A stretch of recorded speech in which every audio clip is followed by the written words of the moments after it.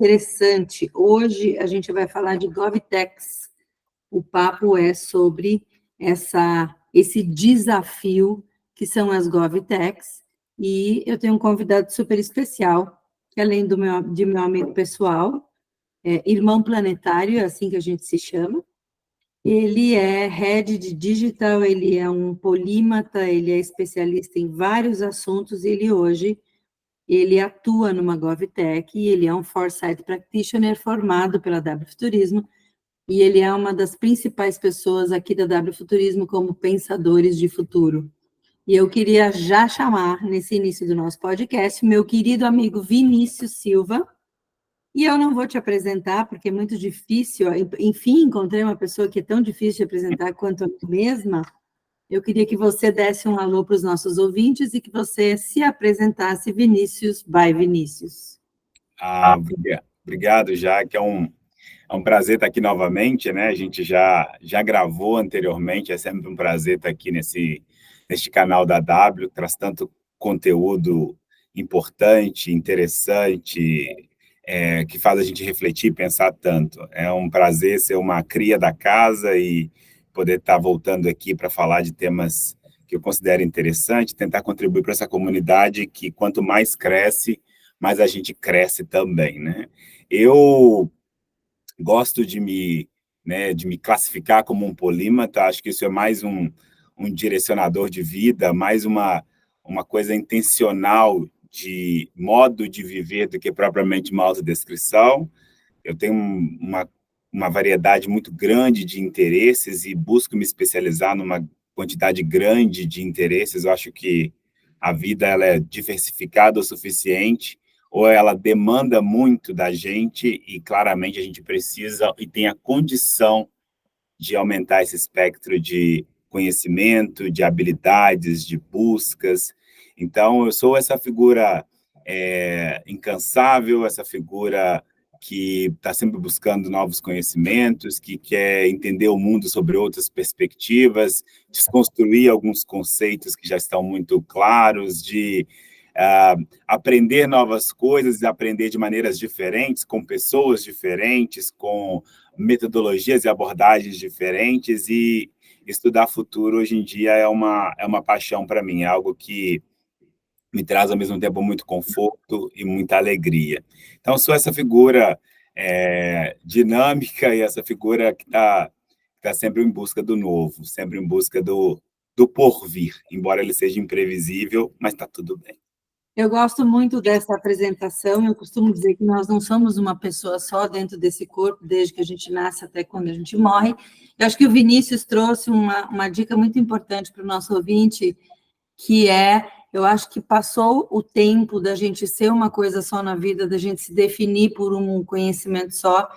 E eu acho que o perfil do Vinícius, ele acaba dando muito certo, porque tem uma inquietude, tem um questionamento diário sobre aquilo que eu sei, aquilo que eu vejo de uma certa forma, e eu acho que isso só enriquece. Eu acho que o que o Vini trouxe aqui é, sim, o formato do profissional do futuro, se não já do presente, de pessoas que se destacam e que fazem diferença no seu mercado de trabalho. Direto e reto na veia, o que é uma GovTech, Vini? Muito, muito interessante, já que a gente conversar um pouquinho disso, né? GovTech, o termo GovTech, ele começou a ser difundido e cunhado a partir de 2016, né? Outros mercados a gente também vê com essa denominação, com esse sufixo tech no final, né? Fintech, Health Tech, EdTech, que basicamente são empresas de tecnologia que buscam resolver alguma coisa.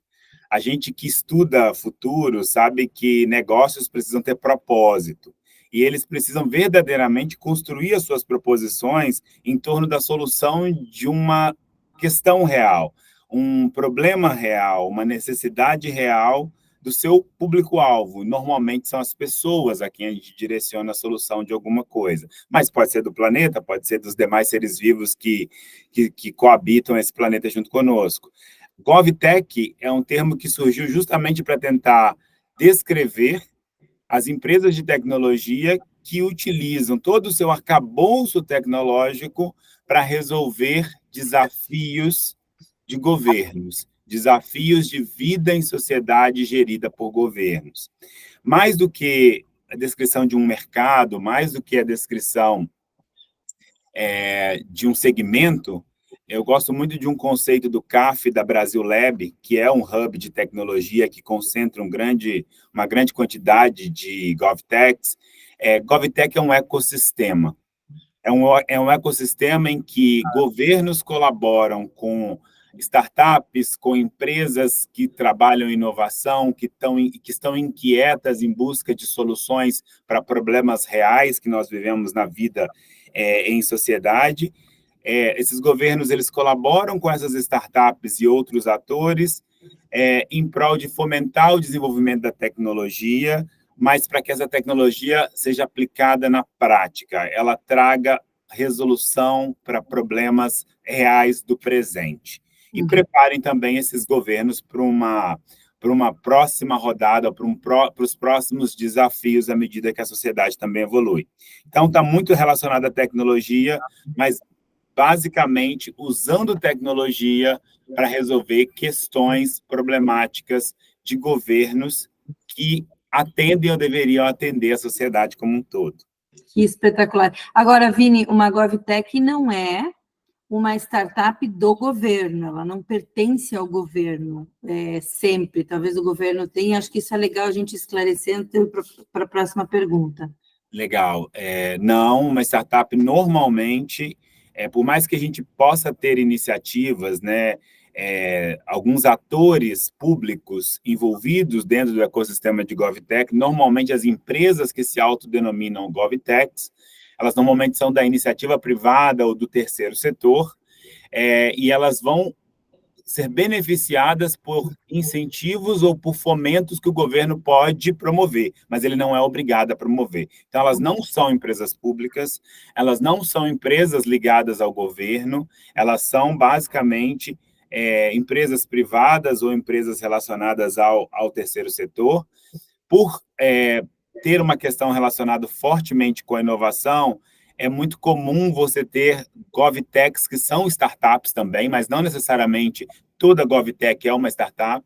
Eu, por exemplo, trabalho numa GovTech hoje em dia que é uma empresa de grande porte. Ela não é uma startup, já não é uma startup há muito tempo. Mas você tem startups, você tem pequenas e médias empresas, você tem grandes empresas, e você tem até mesmo dentro das Big Techs, por exemplo, setores ou unidades de negócio que podem se autodenominar GovTechs.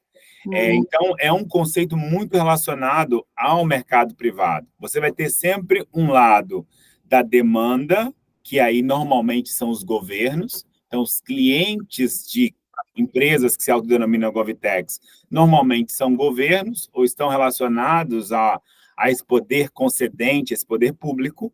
E você tem do lado da oferta, você pode ter tanto empresas como nesse nível que eu citei, como você também pode ter outros atores, por exemplo, iniciativas de programas de inovação aberta, laboratórios de inovação, parques tecnológicos, todos eles podem estar sob a ótica da oferta, se autodenominando ou se percebendo como uma GovTech, trabalhando dentro desse ecossistema. Fazendo parte desse ecossistema. Interessante. Até porque o governo não consegue nenhum governo consegue dar conta de todas as demandas sociais, que não são poucas. E eu queria que você nos contasse um pouquinho qual que é o contexto das GovTechs no Brasil hoje. Então, Jaque, é interessante até porque não é, assim como outros ramos, né, que têm essa terminação técnica, que são empresas dentro desse arcabouço de inovação, visando resolver alguma temática da nossa vida em sociedade, não é um setor regulado. Então, não existe uma certificação ou uma ISO, por exemplo, que seja pré-condição para que hoje no Brasil uma empresa ou um setor de uma empresa se considere uma GovTech.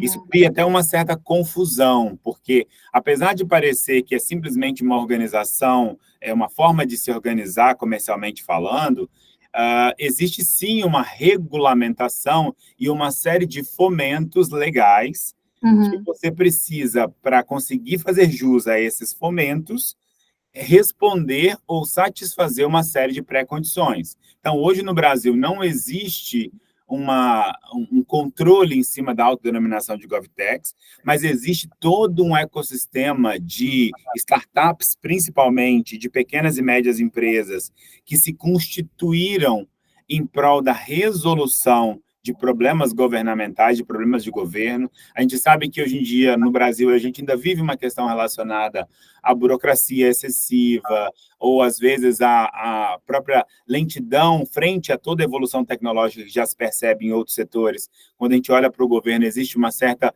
lentidão ou um atraso em relação à adoção a essas tecnologias. Por um outro lado, você vê uma população que, às vezes, sofre desnecessariamente por determinados problemas, tanto na parte da saúde, da educação, de transporte, segurança pública, e você tem todo um arcabouço, um conjunto de empresas dentro de um ecossistema brasileiro que tem se constituído para justamente criar soluções que endereçam essas questões. Só que elas precisam se organizar enquanto empresas. Então, existe hoje também uma outra grande problemática no Brasil, que tem a ver com a formalização e o preparo dessas empresas para terem competitividade. Porque, no final do dia, nós estamos dentro de um regime democrático, e para você fazer qualquer tipo de compra pública, você tem que seguir o governo tem que seguir uma legislação. Para você ser um vendedor para o setor público, você também tem que satisfazer uma legislação, uma série de pré-condições. Então, ao mesmo tempo que eu tenho uma profusão de iniciativas inovadoras, de ideias que estão se concretizando, você também tem uma defasagem muito grande de preparo dessas empresas para conseguir entregar os seus produtos ou conseguir vender os seus produtos para quem tem mais interesse, que no caso é o governo. Então, esse é um contexto. No mundo, as coisas elas estão um pouco mais evoluídas em relação ao mercado GovTech, porque a regulamentação brasileira ela é forte, ela está longe de ser aqui está longe de ser um lugar que não haja controle, temos muito controle, temos muita organização legal, vamos dizer assim, nossas leis são boas, mas o mundo já evoluiu um pouco mais, tanto sobre a ótica do que pode ser flexibilizado, do que não pode ser flexibilizado. Países como a Estônia, por exemplo, que são muito menores que o Brasil, mas já estão nessa jornada há certo tempo, a própria Finlândia, exemplos de outros países europeus também, já estão nessa jornada há mais tempo. Então, a organização da sociedade para que haja uma parceria entre governo e sociedade civil para fornecer soluções para o governo, isso já está mais evoluído. É um mercado de infinitas possibilidades. Só para você ter uma noção, Jaque, esse é um mercado tem um mapa GovTech que foi divulgado pela Brasil Lab junto com a Oracle este ano, que mostra que o mercado de GovTechs mundial já chega a $1 trilhão. Então, ele vai chegar a $1 trilhão no ano que vem. Então, é um mercado que só perde para o B2C hoje em dia. Sim. Então, fornecer soluções para governo não é um mercado que não haja dinheiro ou que não haja investimento. Só que ele demanda uma preparação, ele demanda uma capacitação que é um pouco diferente, é um pouco mais rigorosa quando se pensa que para quem você está vendendo é um setor público.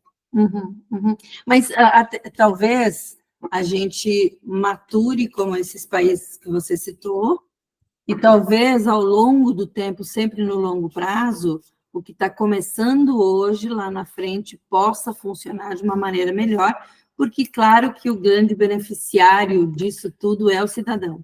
Eu, como cidadã, já noto, sim, diferença de o que era no passado versus o que é agora. Inclusive, a gente, quando tinha que lidar com qualquer assunto ligado ao governo, a gente meio que já dava como causa perdida, hoje não. Então, eu acho que para o beneficiário final, a gente sim já nota o benefício, mas o caminho, eu sei que ele é tortuoso, porque ele é um caminho cheio de regras, e eu também não sei se isso é bom, se não é bom, ou se isso ao longo do caminho vai se moldando um pouco. Isso é muito verdade, já que até a gente que estuda futuros, né, a gente percebe que várias trajetórias podem, quando a gente pensa em futuros plurais, né, ou eu estou dentro de um ecossistema de GovTech porque eu quero entregar soluções que resolvam problemas do hoje e de um futuro de longo prazo. Eu enxergo esse futuro de longo prazo. Então, quando a gente olha para esses hindsights, a forma como a gente chegou até aqui, a experiência desses outros países, ela pode enriquecer muito a nossa realidade, ela já enriquece. E eventos como, por exemplo, né, grandes eventos de mudança, como foi o caso da pandemia, também criou um contexto em que houve um acelerador das transformações.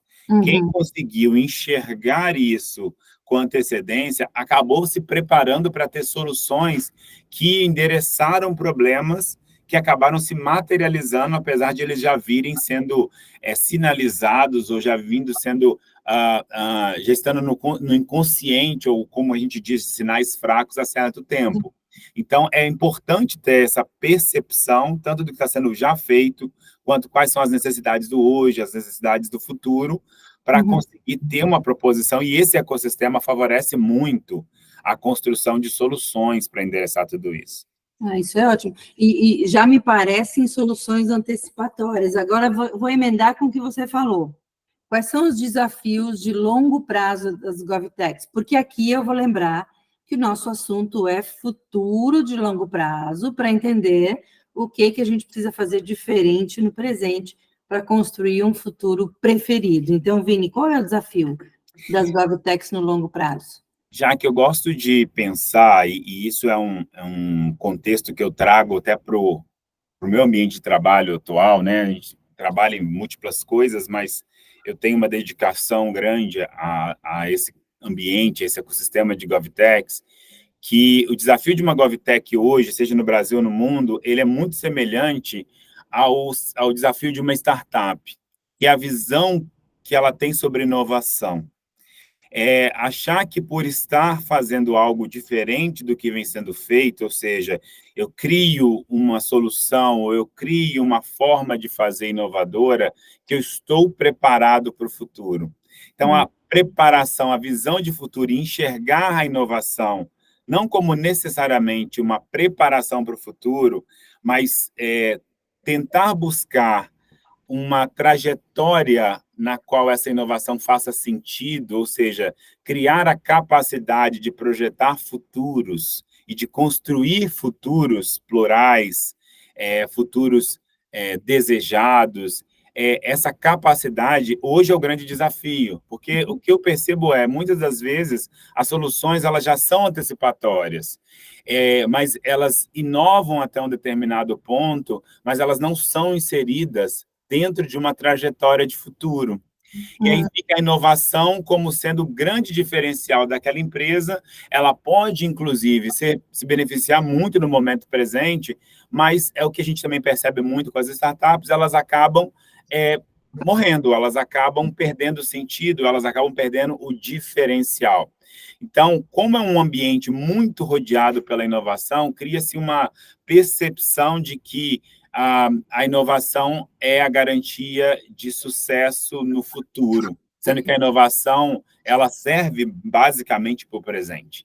Então, essa falta de visão de futuro, de preparação para o futuro, é hoje o grande desafio das GovTechs. E fica muito mais fácil de você se ludibriar ou perder essa percepção por estar totalmente envolvido ou totalmente imerso num ambiente de inovação.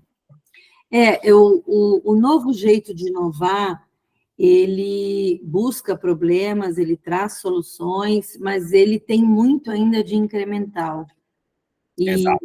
Talvez a gente ainda esteja vivendo nesse mundo de GovTechs a onda da inovação sem estratégia, sem desdobramento e sem visão de longo prazo.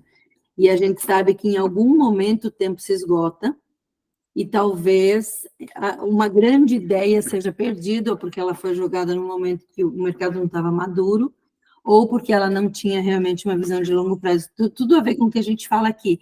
Agora, por outro lado, quais são as oportunidades que as GovTechs podem capturar nos próximos anos?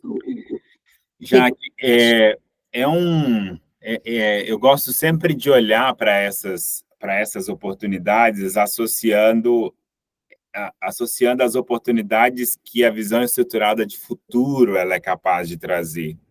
Eu acho que as GovTechs, assim como outras empresas ágeis, flexíveis, líquidas, que trabalham o futuro, que podem trabalhar o futuro, incluindo a inovação dentro de uma trajetória de futuro de longo prazo, elas têm como grande oportunidade justamente já essa flexibilidade. Elas já são mais propensas ou mais flexíveis. Só que, para isso, elas precisam começar a cogitar as mudanças que o mundo está sofrendo, que os governos vão sofrer, que a sociedade pode sofrer.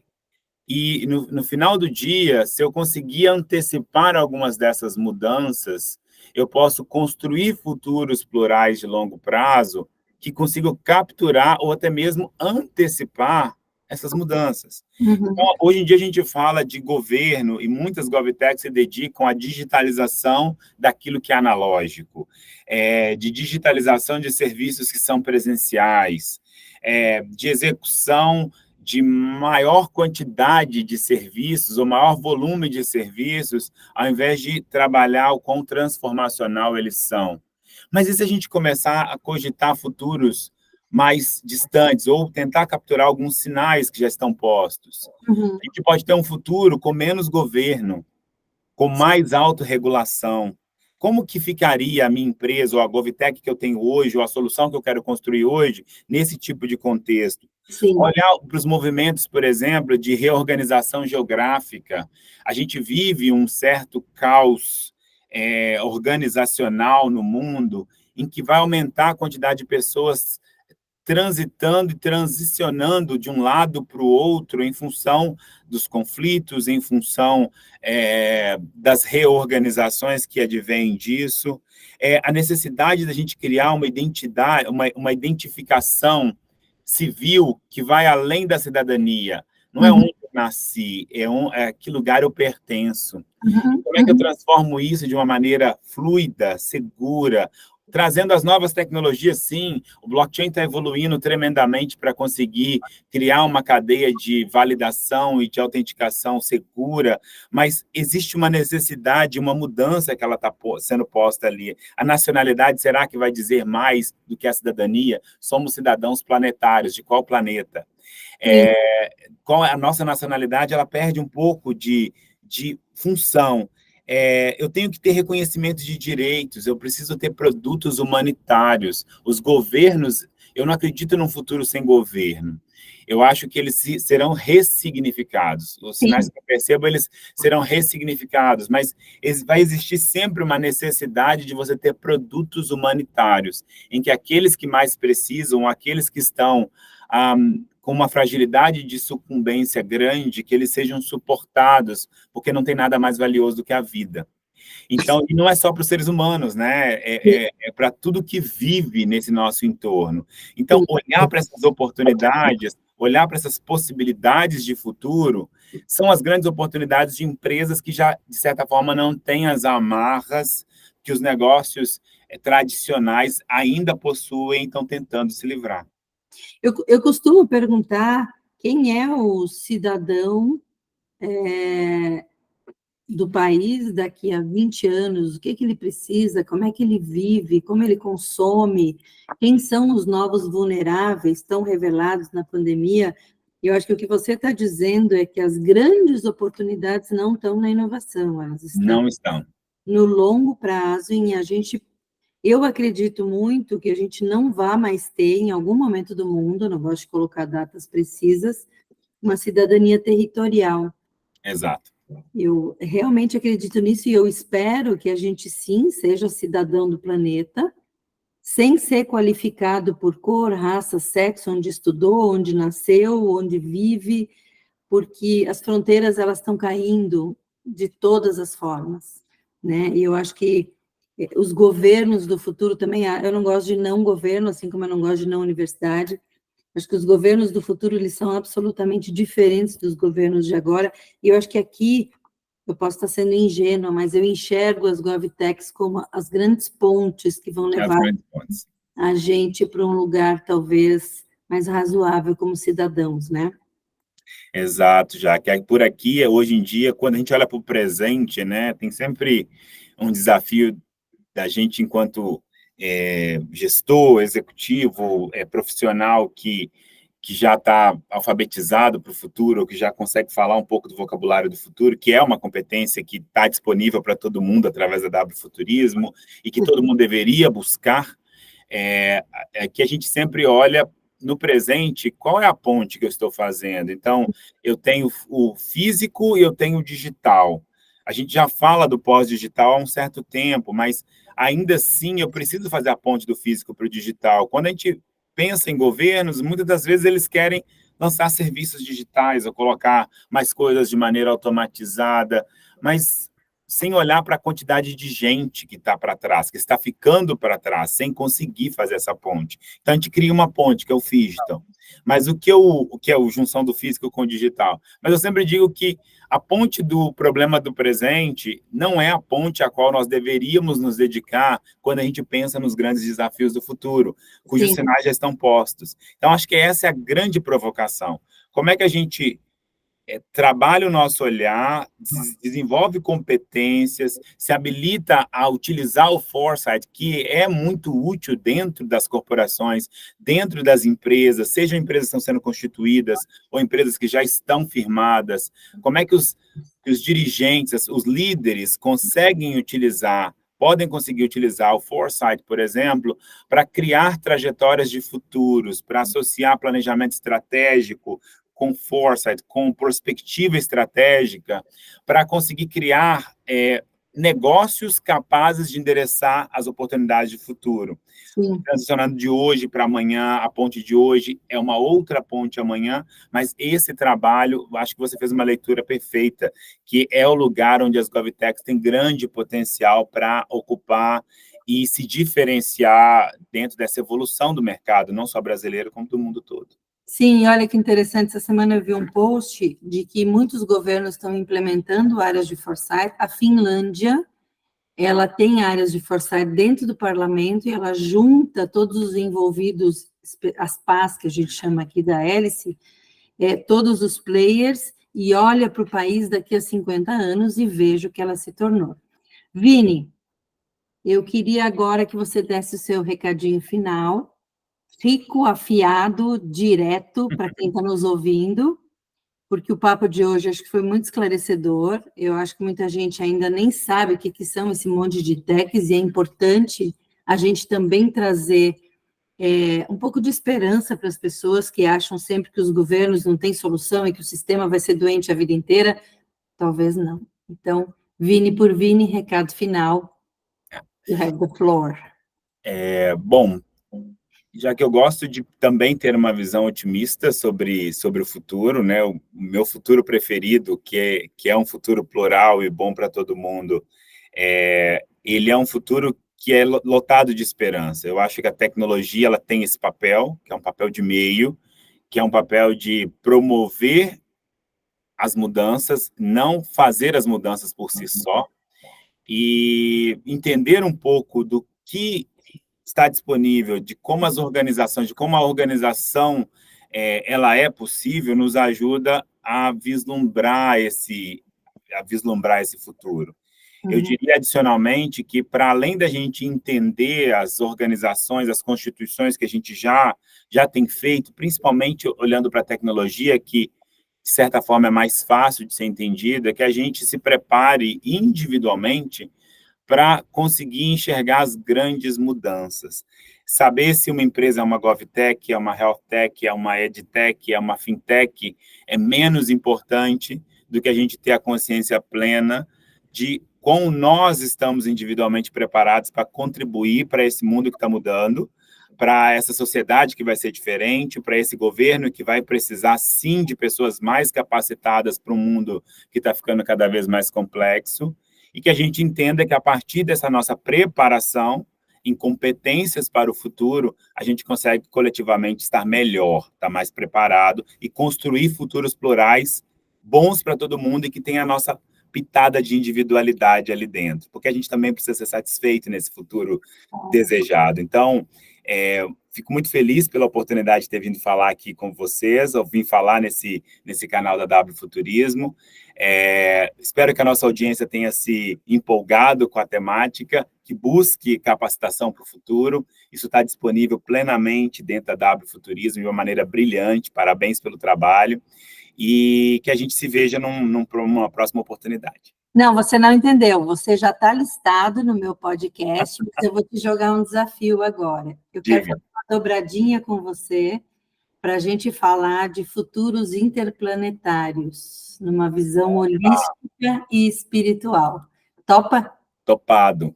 Ah, oba!